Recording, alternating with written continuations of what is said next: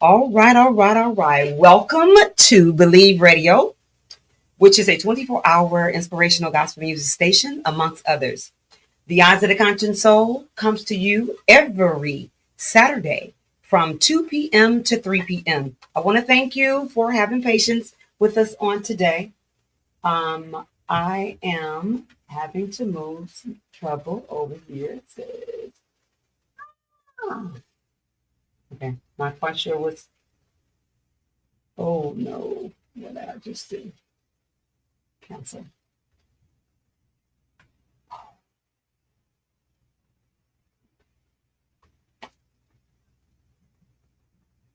Okay. Woo! Technology today is going down, but it's all right.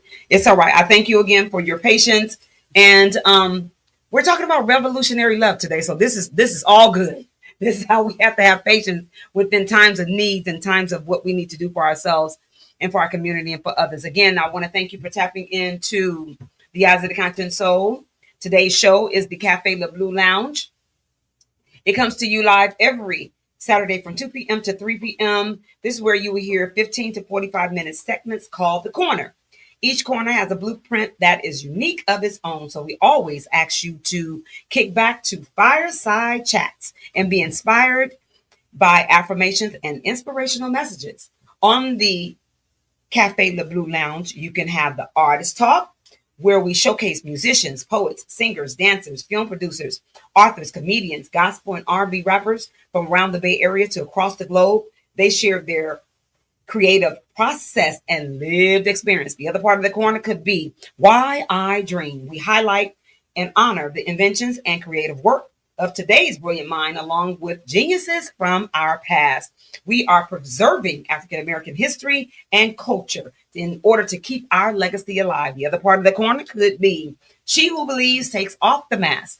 This is where you will hear from individuals sharing their personal testimonies to what the Lord has done and is doing in their lives, which are inspirational messages. Also, we are highlighting Golden Lights affirmation to impart healing medicine in the soul of the brilliant minds on today.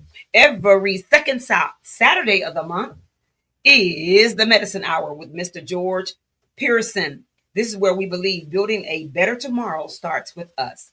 Topics we cover: health issues and concerns, helping eating habits, education, financing, and politics in the African American community.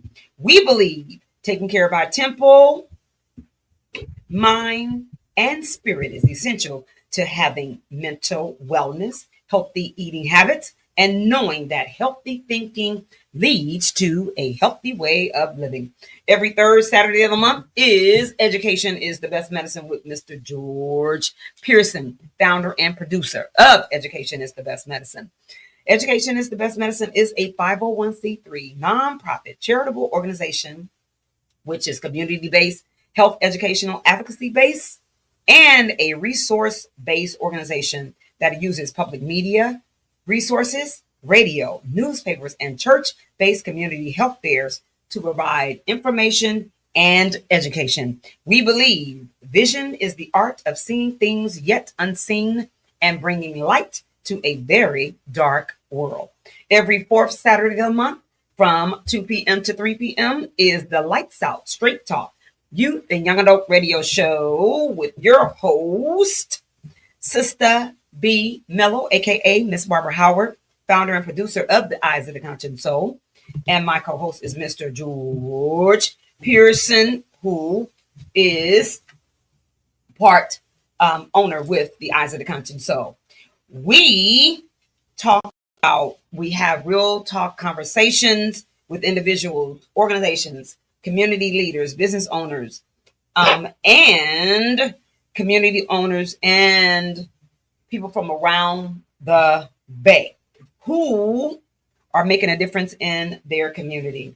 Every fifth Saturday of the month is called Voices That Care. This is where we uplift reentry and mental wellness. Boy, that's a whole lot, huh? But it's all good. Today, you guys have tapped in. Once again, as I said before, is the Eyes of the Conscious Soul with my co-host, Brandon Rosenity. Rosenity Rose. Thank you for having me here. in the house. And today's thing is revolutionary love as an act of resistance against systems designed with hatred. So on that note, we want to say we thank you. I'm going to let you introduce your guest. Yes. And we thank you for this opportunity to have these brilliant minds in here on Yes, today. yes. You know what I'm talking about. We just going to let this train ride. And we welcome you once again. I'm going to let Rose introduce you. And after he introduces you, we have to give kudos to the family. Yes. Now, you know we got to give kudos to them. So then you'll do that. And then we'll just go right on into what we're on topic on today. Yes. Thank you so much for that introduction. I think the more you engage in this type of work, where you're doing hard work in the community, come on, you encounter just quality spirits, right? Like folks that are doing this work with heart, with passion, and just with a level of resistance to be able to liberate. Liberate those who are marginalized, right? Come on now. And I had the honor of meeting these two wonderful scholars, Black excellence, Black leaders, Black scholars, Black magic, right?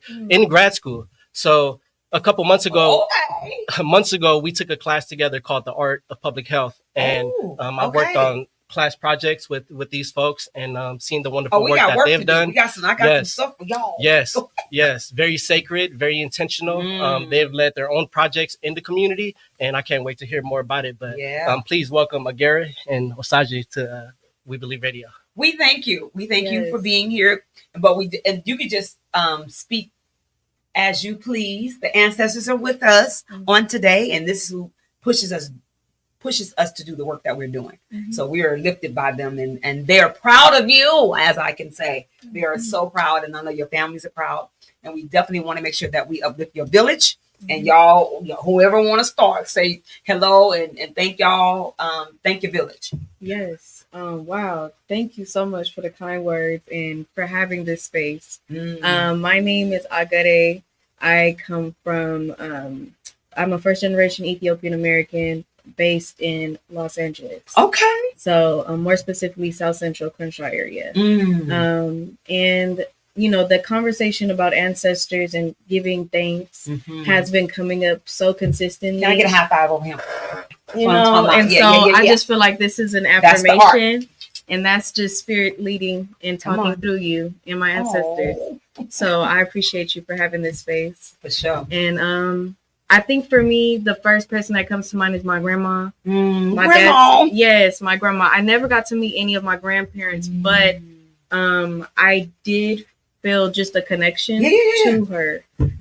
Specifically my dad's mother. And so say her name. You gotta say their names now. Lum is her name. Lum. Yes. And so my granny Lum, I call her out and I just give thanks for her strength, her mindfulness, her kindness, and her nurturing spirit, because she poured into him and he poured into me, and I plan to pour into my community. So is there anybody else? You got cousins? Oh, you got my name. Listen, we can roll the scroll, drop the scroll, and call out everybody. But that's how I feel. My name, just by definition, means my country. And so I believe that not only am I a child of the village, but I am, that by definition, that's who I am. Yeah. And you embody that. Yes. You embody that. So that's the beautiful thing why you connected with Rose. And he had the auntie over here, and you gotta meet Auntie me up on here, but we got work to do. He's definitely spoken your name and giving you such high praise from the beginning. I mean, he's rang your name through class. Yes, you are definitely appreciated. So. Thank y'all. Yes. And I say, yes. But yes, calling out my village, calling out my ancestors, and just really want to give thanks, because if it wasn't for them, I wouldn't be who I am. That's that revolutionary love. Amen. Go ahead, babe. Hello. My name is Osagie. I'm also a first generation Nigerian American, and I'm from the Bay Area, California. So yay area. Yeah, I want to shout out all my family right now that's alive. Shout out to my mom. Shout out to my dad, my brother. All of my cousins that's out there. And That's right. Shout out to my people in Nigeria too. Shout out to my family. Okay. But more so globally, just like wherever I'm at, wherever I have family, and it doesn't have to be blood. Families. Yeah, really Can I get a high five on him? Come on now. Come on now. Come on now. That's what we talking about. Come on, let's roll. Let's do this thing. Yes. Let's do this thing. Yes. But go ahead. It's not always about blood, it's about the blood. So That's what I'm talking about. Yes. You get kudos to the fam too now, They hear this all the time, but shout out to my mama. My mama. Shout out to my nana, my grandparents, just the level of resilience that they embodied throughout their journeys and how I was able to tap into that and learn from it.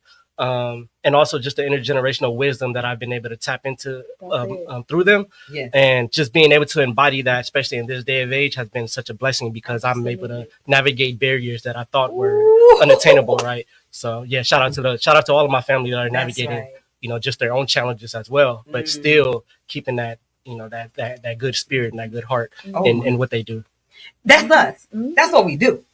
That's why they can't kill us. It's because that's what we do. They may kill your mind, your whatever, but you can't touch my spirit. Come on. Yeah. But we are here for that mind transformation. Absolutely. We are here to bring that revolutionary love back to our communities because that's what we need. And I want to give that while we talking about, let me give kudos too. Give kudos to my mother and my father, Mr. and Mrs.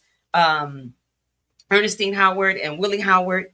Their transition, grandma, both my grandma and Posey, Willie B, Horton, and Wooden. Excuse me. Oh Lord, Horton is on my dad's side, and then my sisters and my daughter and my son, Leandre and Chandrea, and my sisters Jackie and Melody, and then Keisha, and then my adopted daughter Samantha. So and my grandbabies and cousins and my nieces and my nephews, because if we don't lift them up and bring them into our space, our sacred spaces, our callings, come on, because there's the ones that's pushing us. I'm gonna call on my ancestor, Sojourner Truth and Harriet Tubman. Those are the two women that inspires me and that pushes me and that talks to me and tell me, girl, you can't give up. You got to keep on moving. Yeah. Because I'm so excited on today about this revolutionary love because of all the things that's happening in the world today. We need that revolutionary love because the things that you hear, the things that you see, they have a tendency, and it does, make you forget, and it pushes down the greatness, and the genius that's in you. And I love what Dr. C say, the AI these days is our ancestral intelligence. Okay, that's the AI that our people should be tapping into. We got this AI thing, we know all about that other stuff. Yeah. But however, we got some stuff that created them. You can't chat GPT wisdom. You can't do that. You sure can. That wisdom, the wisdom that they had, that was writings on the walls, they still don't understand them. And they don't even know how to, they can't even fathom in their minds how they existed. Yeah. So we want our community to get back to that. Never forget that part of our resilience. We weren't slaves all the time. We was the ones that was creating stuff around here. But go ahead, babe. Yeah, and just on that media aspect, right? How the media continues to paint negative pictures of our communities, right? That's right. And not so much of like the positive things that are happening, right? The changes that are happening through young people, through scholars, through leaders, through educators, right? And we have South Central in here, and then we have Antioch in here, right? Two communities that are facing their own fair share of challenges. Yes. Can y'all both share both the good and the challenges that you experienced growing up in your community? And then Agere, you can start first, and then Osagie, you go next. Okay. Growing up in South Central, so I was born and raised up until my middle school years, right across the street from USC, which is also known as University of South Central because of where it's positioned in Los Angeles. So, it's an interesting upbringing, I think, for me, because I come from a specific community that's very tight-knit. And so a lot of the things that we were seeing were also blended and mixed in with the community and the tight knitness in that village aspect. Like in my apartment complex that I lived in, nearly everybody in the community we would just kind of go up and through everybody's house. Everybody's the auntie, everybody, and so if my mom was working and she needed somebody to watch me, I'm just going to my neighbor's house, or I'm going upstairs, or if they playing downstairs. So there's a touch of nostalgia and like euphoric memory that's associated with living where I live, but I know that I didn't grow up in the best of neighborhoods.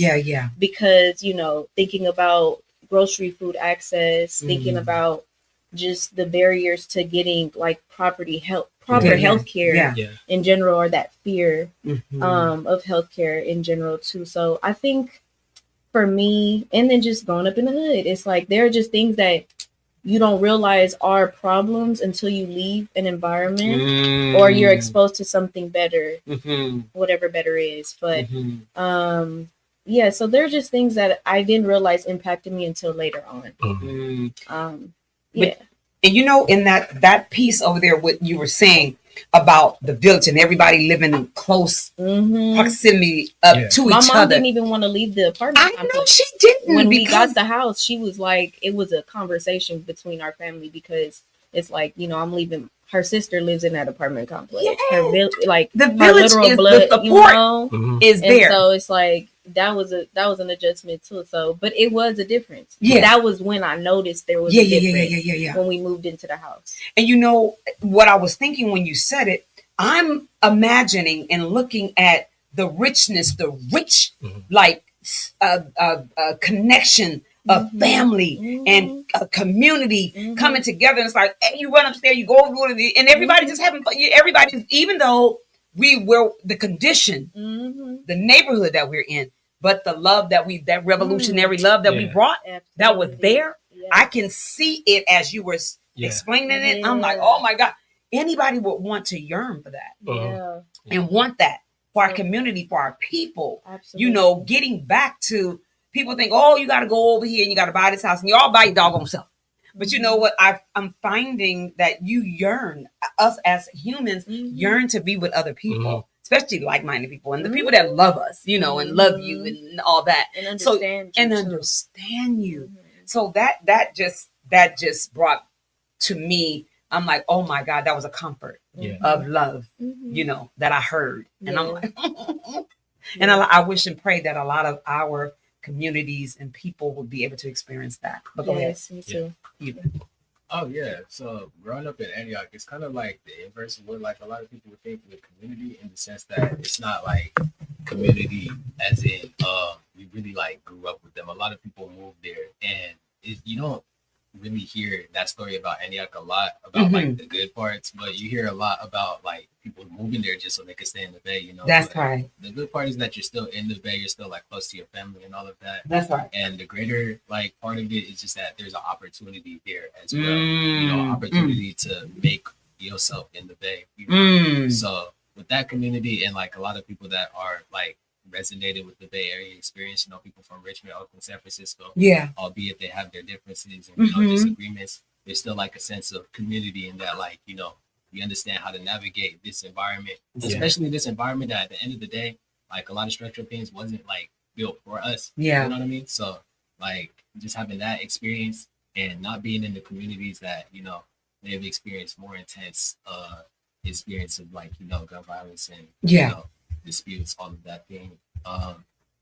That's just what it's really made of in Antioch. So that was like the upbringing type of, not really upbringing, but like experience I had, but I really like cherish it all the time, because I was still having the opportunity to make something of myself. And that's right. It's really what you make of it. Like whenever you tell people Antioch, they're like, oh, you live there? I'm like, yeah, I live there. You see me. There we go. I'm the walking. What you want to see? Go ahead. You don't let come on now. Environment define you, but like you I get my Lord. Yourself. Look at here. That's what. Just say that again. You don't let what? You don't let your environment define you. You define yourself. That's the secret. That's the medicine. That's what individuals and people need to grasp in their minds and their hearts, is that It doesn't matter where you come from. It's how you navigating and moving in it. Yeah. Even though it's not it may not be the idea place or whatever the case, there's still something you are there. Yeah. You are unique. Yeah. How do you transform your life and then make it a better place? Right. Yeah. Anyway, and then that I was just looking at, and I have this with athletes and movie stars and whole nine. It's like, okay, how are we moving? You grew up in it. You knew how hard it was. How do you not go back? Yeah. How do you not go back and build for somebody else to be able to not experience what you experienced, but you made it out? God allowed you to make it out for you to go back, and you create in these communities. You build the houses, you build the stadiums, you build. Y'all come together and make these things happen. I don't understand for the life of me. But go ahead.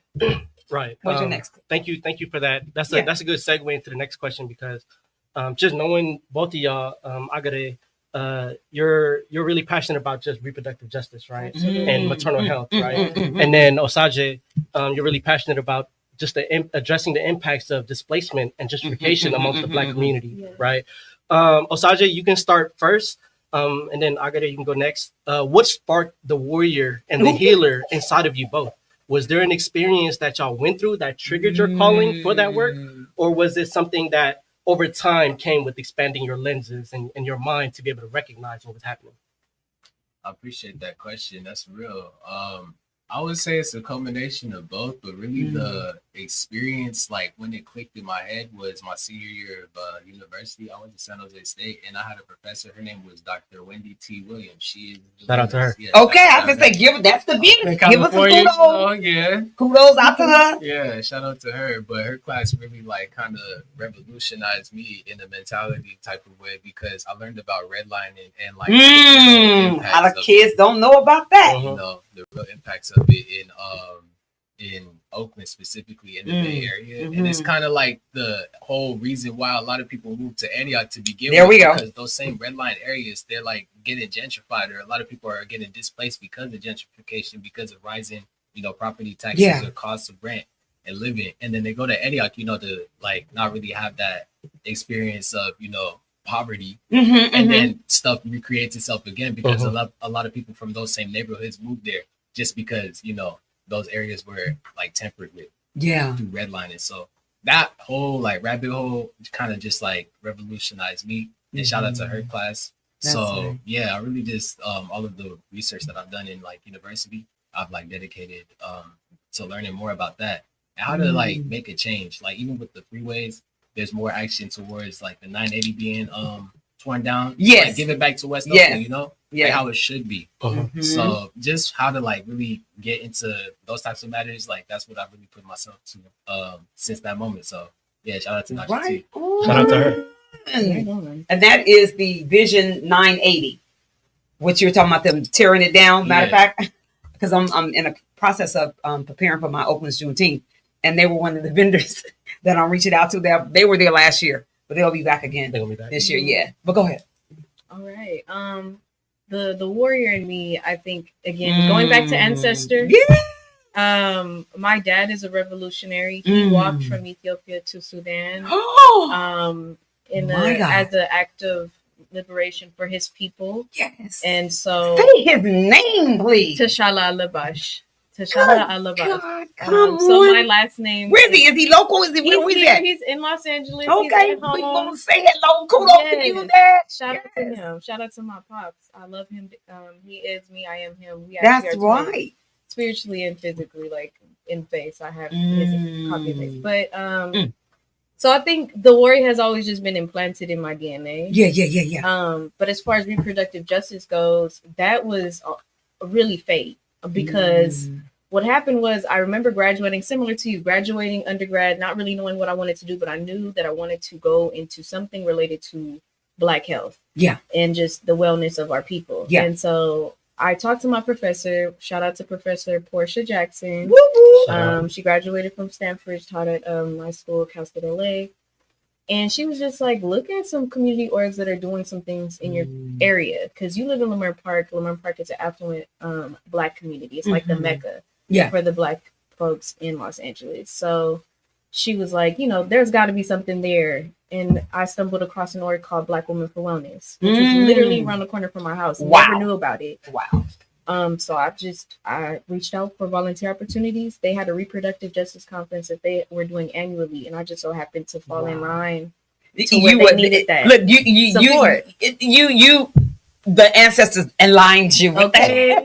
Because that was all divine. That was all divine. Really Each one of y'all, what y'all doing, and all three of you, it's all divine. So, good God, I'm like, oh Lord, go ahead. So I went to that place. I knew about the maternal mortality rates for Black women in specific, and I understood that there was a disparity, but I didn't understand the root of the issue and the passion that was going into the work to reduce these odds. And so this was my first time having that exposure, and I mean, it was the best exposure I could have ever had in my life. I mean, there was so many different walks of life, so many people coming for that same cause. That collective action was very inspiring to me, and just seeing Black women come together to fight for Black women, that's right, something about that was just like liberating. It was just so liberating and spiritual, and I knew at that moment, I was like, this is the work that I am supposed to do. This is what fires me up. Woo! And so since then, I've been in the game for 8 years now. Come on now. Nice. And I can't see myself doing anything else. That's right. Yeah. Oh, wonderful, my God. Wonderful. Thank y'all so much for sharing. One, your upbringing, but also just your passion for the work that y'all do. That's and also just talking about the lived experiences that y'all embody, right? This next question is a two-part question. As educators, as healers in this movement work, we're also messengers. We're also messengers of the truth. We're messengers of history. We're messengers of how we're designing the future, right? And both of y'all are artists within your own right, right? Recently, you had an exhibition, and then Osagie, I'm pretty sure you wait a minute, y'all didn't tell y'all. Okay. Go ahead. We're gonna talk about it, and then you can start off. Just why is art so important to capture the essence of the work that we do, and how where does that source of energy come from to be able to create from a place of abundance, of joy, and creating that credible truth and messages? Wow, that's a beautiful question. Thank you so much for asking. And you know, I just feel like I've always been a pretty creative person throughout my life. And I think growing up with a mother that doesn't speak English has taught me how to deliver information in unconventional ways. Oh, that's good. So that is good. I think because I'm always thinking about her, and can she receive this? Yes. That frames my art and my creative process, because I want to make sure that everybody can access the knowledge that I'm trying to disseminate. That's it right there. You know, that's it. Because that's huge for me. That's huge. And being in academia, you see the institutional walls that are placed up against the common folk and people that we are serving and the people behind the institutions. Yes. Even as an academic myself. You know, I'm currently working on academia gives you the lens to be able to see that too. Yes. That's the good thing. It's like, okay, I see, you know, because a lot of people don't see behind the curtains. I see you. I know what you over there doing. And it's like you was just saying, my purpose to send the message of truth about what's going on to our community. That's boy, y'all got my brain over here going cuckoo. Go ahead. So I say that to say calm down, the experiences of that have really led me to just think about how can I share and preserve our community knowledge in a way that everybody can access it, connect with it, and feel a sense of belonging when they are experiencing the work that we do. And so that kind of led me to the creation of the exhibition that we actually co-led together, along with a couple of others. Shout out to Emily and Chloe. Emily. They were also part of the Dustah Project team. What is it called? Dustah. So Dustah means joy in my language. So the Joy Project. And the exhibition was called Voices of the Womb, Black Birth and Focus. You got to stay there. Oh my! Did you? Oh, okay. And so I'm down, Barb. Oh my goodness. yes. Oh my goodness. Yes. Oh my God. So with Voice of the Womb, that came from a place of I never want to assume what the community needs. Yeah. I want to ask the community what they need. You know? That's a part of the problem. Yes. That's the you want to come fix me Mm-hmm. or tell me what you think I need. Mm-hmm. Mm-hmm. First of all, you ain't walked these shoes. You ain't been in these shoes around him. So humble yourself. Absolutely. And come in and ask me. Mm-hmm. And that's power. Yes. In asking. Yes. So people think that being humble and asking, what can I do for you, is like you're weak. No, it's not. That's the revolutionary love. Mm-hmm. That's the power. That is power. Mm-hmm. So when we community folks in these offices and things like that, we want you to understand when you come to our community, that's where the cultural relevance and all that kind of good stuff comes in. But to make it even deeper than that is what you're saying. Absolutely. Is that when you're coming, come correct in asking, Absolutely. not telling. Absolutely. Because there's a big difference. Absolutely. And you will get what you're looking for, and you will then be a servant to help. Mm-hmm. That's a true servant when you're asking, what can I do for you? Absolutely. But go ahead. You know, me not being from the Bay Area, I understand that there's a different landscape. I understand that there's different care systems it's just different. It's different. And so this was my offering to community. Oh. And so I wanted to know what was going on in the streets. Yeah. We talked to fathers, yes, male doulas, yes, lactation consultants. So we were looking at the entire ecosystem of what the Black birthing world looks like, from clinicians to birthing people themselves. We did intergenerational interviews with the grandmother and a mother. Come on. We had someone that was a 5th generation Oakland resident. So they spoke to that lineage. So many powerful conversations came from that. And this project could not have been done without the support of my brother right here. That's right. So I do got to give you a royalties. That's right. But you know what? Yes. It's about giving credit where credit is due. And Absolutely. a lot of people have a problem with that. And I'm big on that. Even if I was introduced to you by somebody, I'm putting their name. This is how we made a connection was through them, because that's carrying on legacy to me. And that's just honoring the respect of any individual, whether it's a baby or it's an adult, it's a whatever. It's you give credit where credit is due. And that's one thing that we used to do in our communities that we're having a hard problem with doing now. It's like we need to walk. We don't forget, you didn't just get there by yourself. Right. You did not. Yeah. So let's not think that. Yeah. And forget that. Yeah. And to keep it real, to be real, to keep yourself grounded and real, that's the power. Absolutely. That's the revolutionary love, being able to give that back, or to be able to honor that, or to be able to say it. I'm sorry, go ahead. Yeah, so that was essentially it. I think that is the revolution, that is love. Yes. And that's how we operate, or at least I know that's for sure the root of that's people. Wow. That's who I like-minded people. with. Say that again. Okay. Yes. Yes. Revolutionary love, Black families. They needed to have that spotlight in that moment to just, embrace one another and just see that positivity. We need that, like you said. That's why we're here today. So, and that's what you was always saying, Auntie B. It's so much in our community that we leave from pain and trauma versus joy and love, and they want you to mentally stay there with that trauma. But it's like, no, in the midst of that trauma, there's something beautiful that came out of that. Yeah. In my trauma, that's why I'm who I am today. Yeah. And I own that trauma. And that's how I healed through that trauma. It doesn't define you. It does not define me. Y'all go ahead. Ooh, these brilliant minds go. Wait a minute. I got that. My goodness. As you guys can see that we are excited. I got some powerhouse, brilliant mind folks up in here on today. So you have tapped into Believe Radio, which is a 24-hour inspirational gospel music station, amongst others. The Eyes of the Conscious Soul brings to you every first Saturday of the month the Cafe Le Blue Lounge. And that is the Artist Talk. Why I Dream. She Who Believes Takes Off the Mask. The second Saturday is the Medicine Hour with Mr. George Pearson. Third Saturday is Education is the Best Medicine with Mr. Pearson. Every fourth Saturday is the Lights Out Straight Talk Youth and Young Adult Radio Show. And every fifth Saturday is Voices That Care.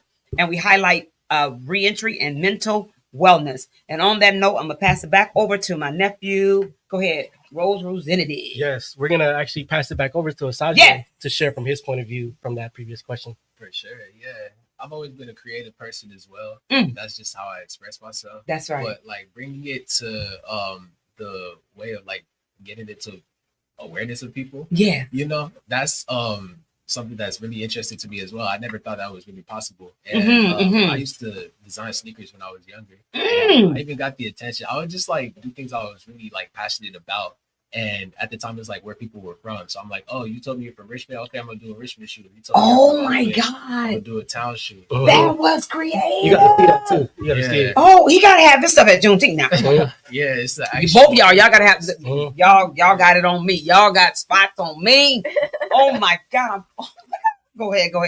Yeah, it was an actual sneaker. It was an Air Force One. I called it the Air Bart. Like, was it? It was something like that. Yeah, Air 92510. Yeah, because, okay. Like, you know, Bart connects everybody too. Yeah, by way of Bay Area. Like that's how you like. That's one of the verifications. If your city don't got Bart, I don't know if it's Bay. You know. Yes, right. Say that again. Yeah, I like that saying. Yeah, so I did a 925 side and I did a 510 side that was really like focused on the town. If I had a picture of it, I would show it, but that got the recognition of Bart. So I was like, wait, am I doing something? Like, really? And everybody that's seen it, they're like, these are so cool. And at the time, I'm just like, I was just, you know, painting Bart, but they're like, it's educating people. It's really like cool. So I took it serious since then. And being part of Agere's project too, Voices of the Womb, that was like life changing as well because it wasn't really something that I thought I would like ever see myself in.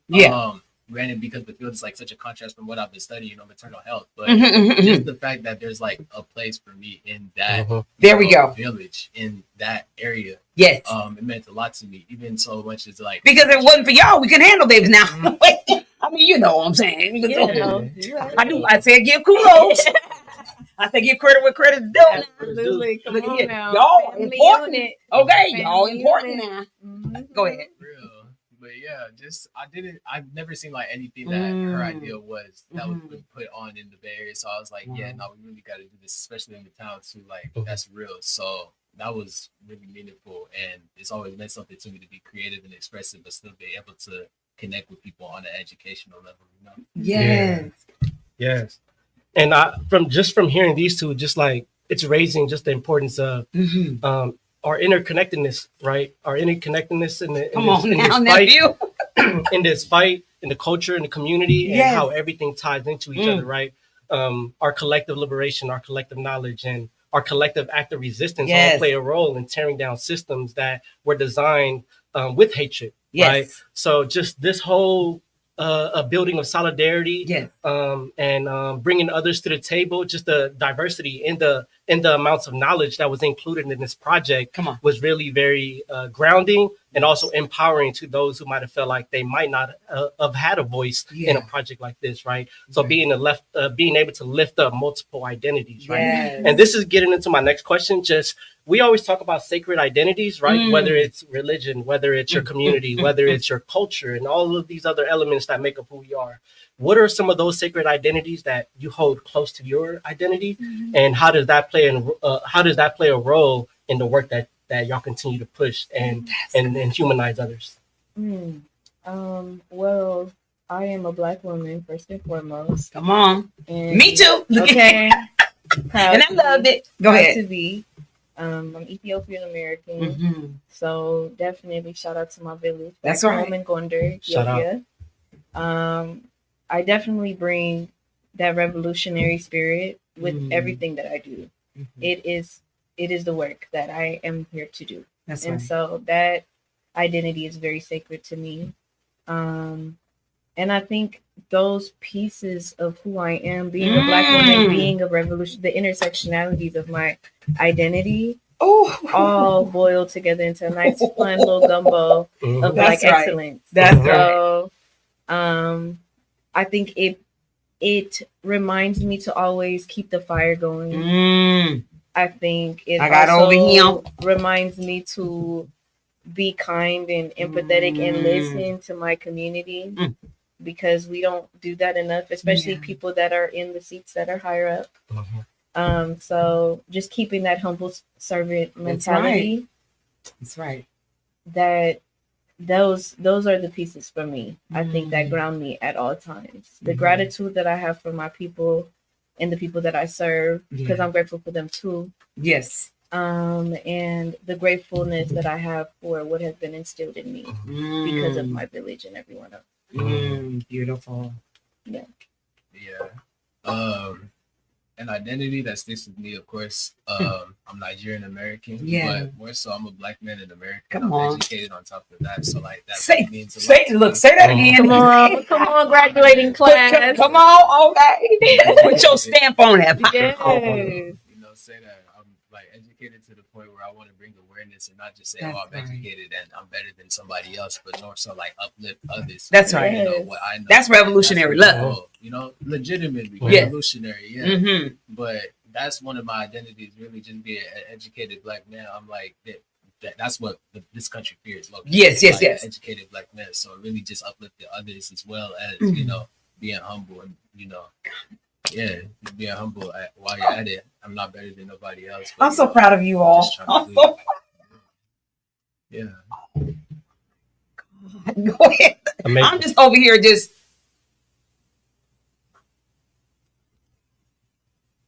thankful. I'm gonna say that. Yes. I'm so thankful to all three of you. Thank you. Y'all don't even understand what y'all just done for me, what y'all do for me. And this is worth living. This is why I live my life. That's why I was chosen to do what I do.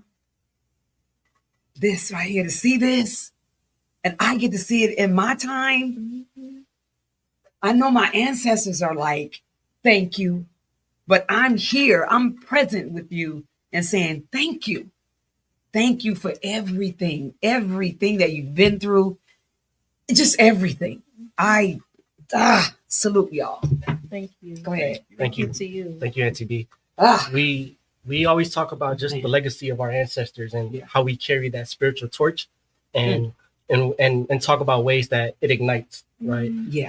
And we also, in addition to carrying on their legacy, we also create our own. We also embody different levels of beliefs throughout our lived experiences, right? What are the legacies that y'all want to create that builds that bridge between the legacy of your ancestors and what you want to create while pushing this work forward, this heart movement that we're trying to do to liberate our people? Legacy.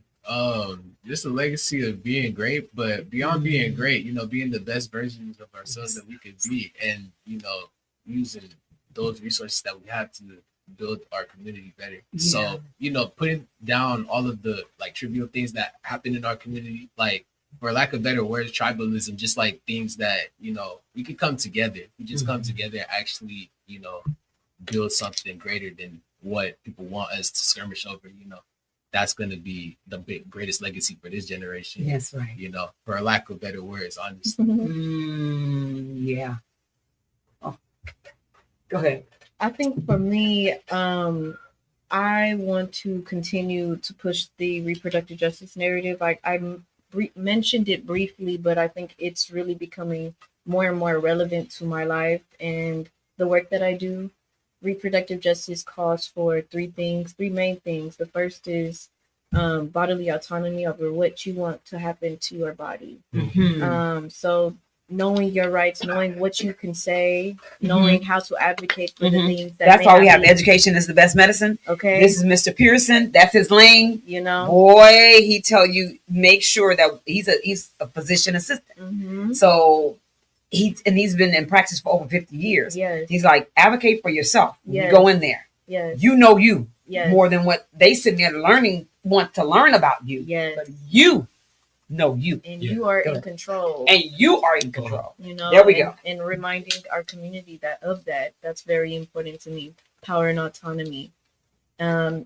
Secondly, reproductive justice calls for, deciding if you want to have a child or not. Some people can't have children. Right. Some people have unconventional family structures. Yeah. Some people was raised by their granny. Some people was raised by their auntie. Some people was raised by whomever.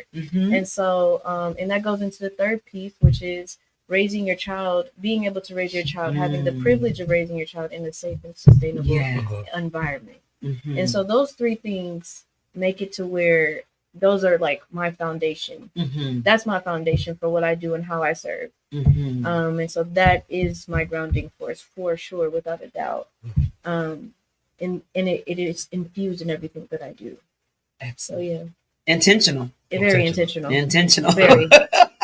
That's what I'm about. Yeah. Intentional. Go ahead. And me and NTB always talk about this all the time whenever we have guests come onto the show. Just whenever we do this hard work, sometimes we forget to take care of ourselves, right? And it shows up in our health, our physical health, our spiritual health, our mental health. And these are all areas where we might not have the actual resources or access to be able to alleviate a lot of those stressors, right? How do y'all practice self-care, right? What does that look like for y'all? What are some of the intergenerational tools that you might tap into to reclaim yourself from westernized medicine or westernized ways of self-care? What do y'all do to have that resistance, that love, that revolutionary love that you embody? Music. Woo! Oh my gosh. Music is my medicine. Yes. Always. It's been my medicine since the test of time. It's always music going in my house. It's always music going everywhere around me. I'm very big music head. And so I think recently I've been in a big gospel house kick, and I've just been bumping, and that is what makes me feel like, okay, I can breathe, like even if I gotta play like some Hertz music and just give my spirit right, something nonverbal, whatever the case may be, jazz, something to just keep me calm. But music is where I always go. So that's my liberation. Okay. Thank you. You and me, mine's music too. Yes. Yeah, she took the words out of my mouth. Well, we share. We all from the same place. Okay, look at here. That's ancestral. Yeah, music goes back to, there's a reason why we gravitate towards drums and sound. Yes. And Come rhythm. on now. Come on. So yeah, music is spiritual, ancestral, and revolutionary. Yes. Yes. All in one. All of it. That big old rumble. Come on. Yes. Yeah, music is my everything. Music helps me. Hey! Music makes me lose control. Yeah, but I love music. Right. Just like putting together different playlists and things like that, mixing different things, discovering new sounds that really just make me feel like me. So that's what music really does, and that's like resistance. Definitely. I love what you just said. Makes me feel like me. And that's back to reclaiming the grounding and the whole nine. And that's what music does for me too. It makes me feel like me. It makes me creative. And it's crazy because since I was a kid, I was able to do this. And people are like, I don't understand how you're able to do that, but it's my comfort. I can do it. I have the TV going. I have the music going. And I'm writing at the same time. So I have all those three. When they're all together, I can hear each one of them while I'm writing and while I'm doing my work. People are like, Miss, I don't understand how you able to do. Oh, wait, I got to listen to just some music on the TV. But it's crazy. But I've been like that since I was a kid, all my life. And I've learned that as I was growing, that's my medicine. That's my superpower. When you give me that, I feel whole. Like you said, I feel like I'm my super natural. I can go there. I can do anything when I'm being creative and I have those elements going at the same time. And it's crazy, but it works for me. It does. It works for me. It does. It works for me. Go ahead, babe. Yeah. Thank you for sharing that, Auntie B. Mm-hmm. We're a month away from graduation. All three of us. Oh my God. We're graduating together. Okay. And I'll be there. Okay. we talked about it a little bit, just regarding like access to resources, access to knowledge, and something came up Tell the folks where you're graduating from. Come on now. The University of California, Berkeley. Come Yeah, on. say it again. Go Bears. Say it again. Say it again. UC Berkeley, the number one university in the world. Come on. Then I got this and in the world. Hold on now. Blow your mind up in this joint. Brilliant minds. Come on. We always talk about just access to resources, access to awareness of resources, right? And access to understanding that you're capable and you're more than capable of being in these spaces. After graduation, y'all are gonna have tools that you'll picked up on the way to academia, but also from academia as well. What are some of the ways that you plan on bridging that knowledge gap or that awareness gap back to your community so that they can feel empowered to be able to utilize you as a resource and the game and the wisdom that you might be able to provide to them? Yeah. I think for me, the big thing that I want to push is visibility. Like, we are at Berkeley. You can look at me, you can look at him, you can look at him and see that we are present. So number one, that's the first thing. I think the big thing for me, I applied to Berkeley the day that the applications were due because I was so hesitant that I wasn't going to get in. That's right. And so I think that is the first thing that I want to instill in the next generation is that you can do it. You can do it. If you really dedicate yourself, if you're intentional about it, you make your connections, you talk with who you need to talk to, and you really try to make yourself a good applicant. Yeah. It's possible for us. It's possible. And so just making that visible is important to me. And I think also building capacity for asset-based work. Yeah. And when not work that's focused on the disparities, but the joys and the wisdoms and the positive influences that make up what our community has done and continues to do in spite of the resources that are there. That's the revolutionary love. It's in our DNA. Exactly. It's in my DNA. I can't help it. Exactly. And we are here to community families. If you have young folks, this is about them. This is about pouring back into them. This is about pouring back into the brilliant minds. And this is about pouring into the geniuses and allowing them to realize who they are and what they were made of and what they got down on the inside of them, no matter their circumstances, no matter what's going on in the world. You got this. You can do it. And that's the legacy that I want to live. It's the stories. Yes. Is that the testimonies. The testimonies. It can be done. If you, like you just said, you apply yourself and manage your time and do what you need to do, it can happen. And I believe in divine time, divine order. Everything happens for a reason and in alignment. So I have to rephrase, and I know better. Everything in its time. No one was late. It was right, all in alignment, the way it was supposed to be. And that just made me to remind myself of what I say and what I know. So it's never too late, is what we're trying to say to our community and to our families and to, it could be grandma and daughter and daddy. Everybody can go to school together. Yeah. We can sit there at the table. We can learn together. Absolutely. If you feel as though you can't do it by yourself, then ask a family member, hey, would you mind going to this class with me? Well, can we enroll with each other? Can we support each other? And that's what we want to give back to our communities, is that there is a way, and we just got to figure out, like our ancestors did, figure out a way to make it work. Absolutely. And we can do this thing together. Absolutely. And we're not alone. Because people are like, oh, no, you can go to school with your mom and your daddy, your auntie, grandma, show them, give them some inspiration and how we can reclaim. I'm hearing all in my head and what I wrote down over here, reclaiming our power. That's that revolutionary love. Absolutely. When we reclaim that, that's what they don't want. That's what you just said. They don't want that. But when you got that, go ahead, babe. When you Jesus, reclaim it. Reclaiming it. Yeah, that's it.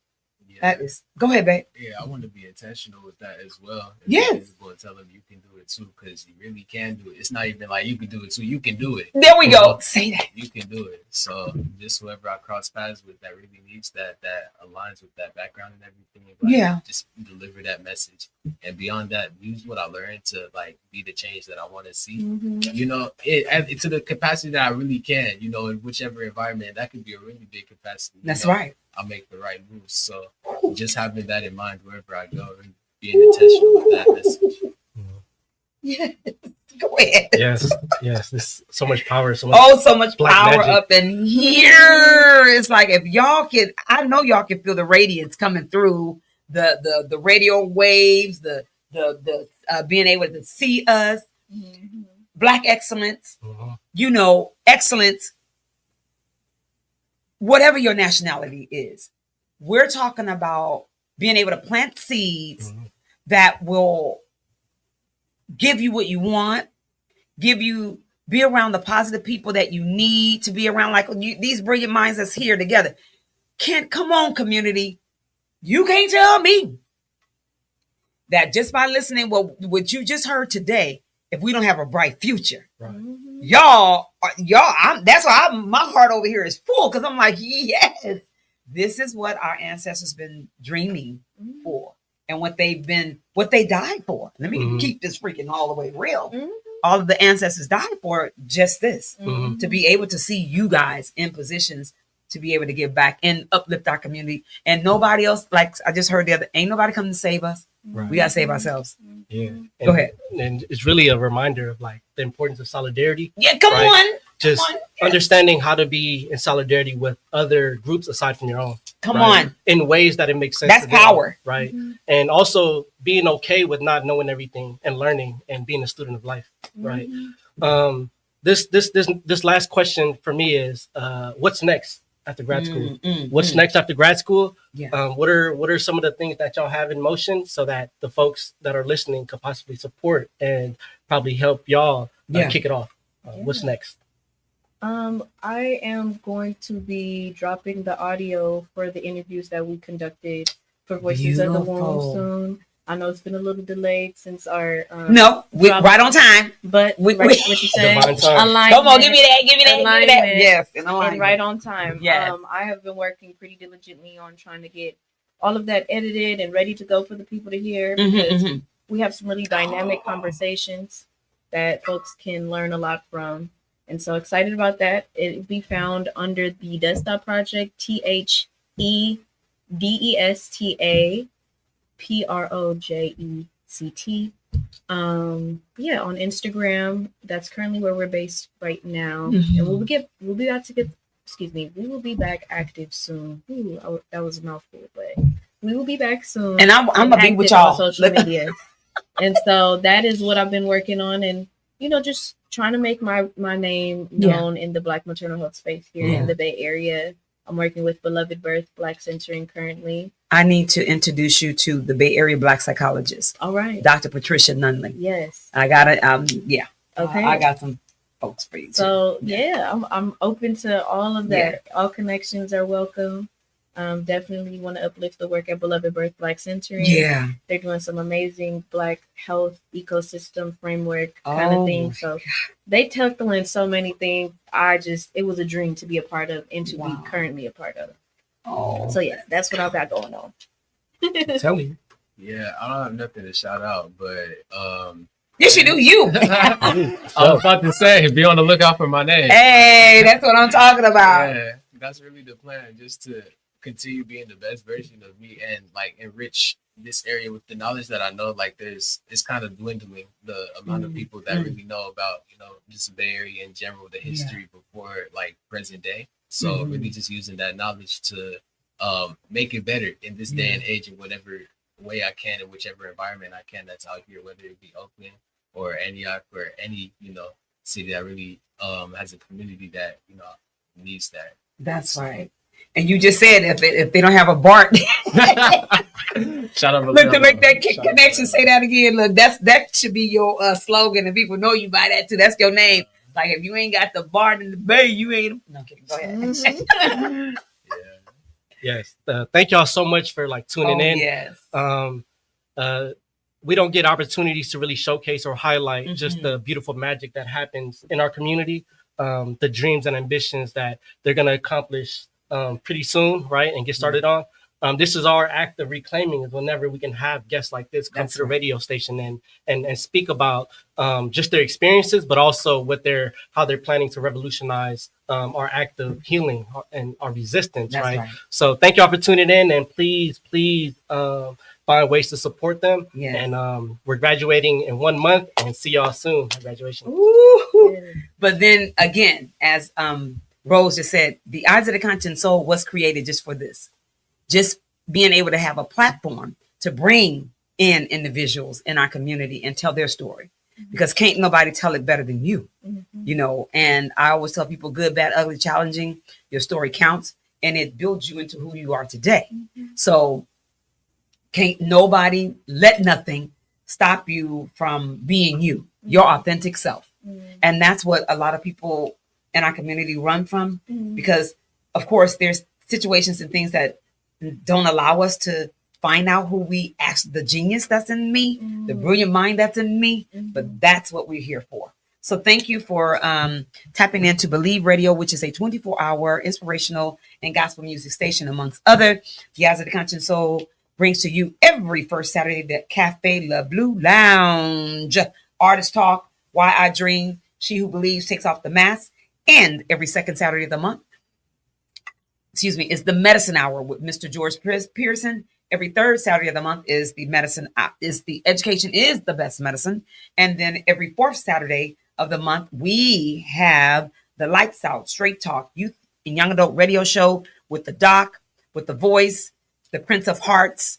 Those are my co-hosts, and Kales. And then every fifth Saturday of the month is Voices That Care. And that's where we uplift re-entry and mental wellness. And you tuned in, again, as we said before, to the Cafe Le Blue Lounge with my host, Rosenity Rose. Yeah. We want to say, please have a wonderful weekend, a safe weekend.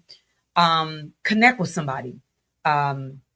Making sure that we give back what we're supposed to give to our community. Tomorrow is Resurrection Sunday. So I want to say, rise up from the dead. Allow your dreams and your hopes to come true with revolutionary love. Peace out.